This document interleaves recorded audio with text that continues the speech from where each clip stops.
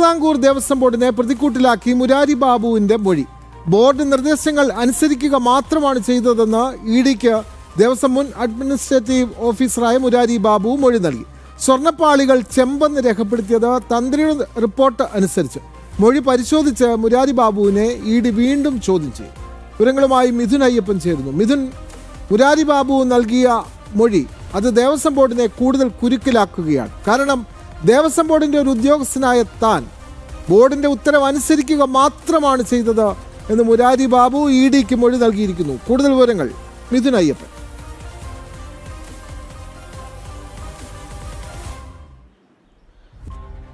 വിനോദ്, മുരാരി ബാബുവിനെതിരെ ഉണ്ടായിരുന്ന ആരോപണം അല്ലെങ്കിൽ ഇതുവരെ പുറത്തു വന്നിട്ടുള്ള വിവരങ്ങൾ എന്ന് പറയുന്നത് ഈ സ്വർണ്ണപ്പാളികൾ ചെമ്പാണ് എന്ന് രേഖപ്പെടുത്തി അത് പുറത്തേക്ക് ശബരിമലയ്ക്ക് പുറത്തേക്ക് കൊണ്ടുപോകാനുള്ള അനുമതി കൊടുത്തത്, അത്തരത്തിൽ ആ രേഖപ്പെടുത്തൽ നടത്തിയത് മുരാരി ബാബു ആണ് എന്നുള്ളതാണ്. അതിനെ ഖണ്ഡിക്കുന്നതിന് വിധത്തിലുള്ള അല്ലെങ്കിൽ അതിനെ ആ ആരോപണത്തെ സാധൂകരിക്കുന്ന തരത്തിലുള്ള വിവരങ്ങളാണ് ഇപ്പോൾ ഇഡിക്ക് മുരാരി ബാബു കഴിഞ്ഞ ദിവസം നടത്തിയ ചോദ്യം ചെയ്യലിൽ നൽകിയിരിക്കുന്നത്.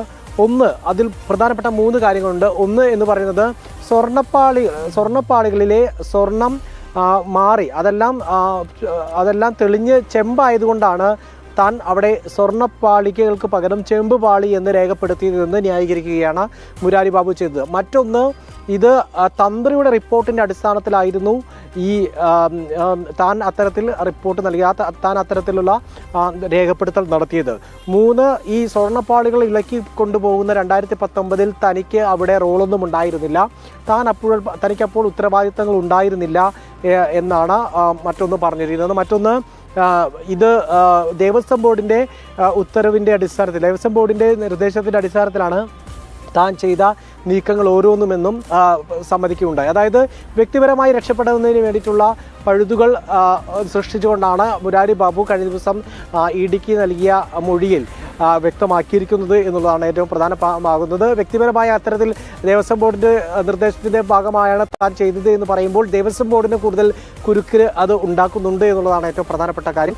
മറ്റൊരു പ്രധാനപ്പെട്ട കാര്യം എന്ന് പറയുന്നത് മുരാരി ബാബുവിൻ്റെ സ്വത്തുവകകൾ അതുപോലെ തന്നെ പ്രോപ്പർട്ടികൾ സംബന്ധിച്ചിട്ടുള്ള ഒരു വിശദമായിട്ടുള്ള അന്വേഷണം ഇഡി നടത്തുന്നു എന്നുള്ളതാണ്. പ്രധാനമായും ചങ്ങനാശ്ശേരിയിലുള്ള മുരാരി ബാബുവിൻ്റെ ഒരു ആഡംബര വീട്, ആ വീട് നിർമ്മിച്ചത് 2019 ശേഷമാണ് എന്നാണ് കണ്ടെത്തിയിരിക്കുന്നത്. അത്തരത്തിൽ ദേവസ്വം ബോർഡിലെ ഒരു ഉദ്യോഗസ്ഥനായിട്ടുള്ള മുരാരി ബാബു ഇത്രയും വലിയൊരു ആഡംബര വീട് ഇത്രയും പണം മുടക്കി ചെലവഴിക്കുന്നതെങ്കിൽ അതിന് പിന്നിൽ ഏതെങ്കിലും തരത്തിലുള്ള ക്രമക്കേടുകൾ അനധികൃതമായിട്ടുള്ള സ്വത്ത് സമ്പാദനം നടത്തിയിട്ടുണ്ട് എന്നടക്കമുള്ള അന്വേഷിക്കുന്നുണ്ട്.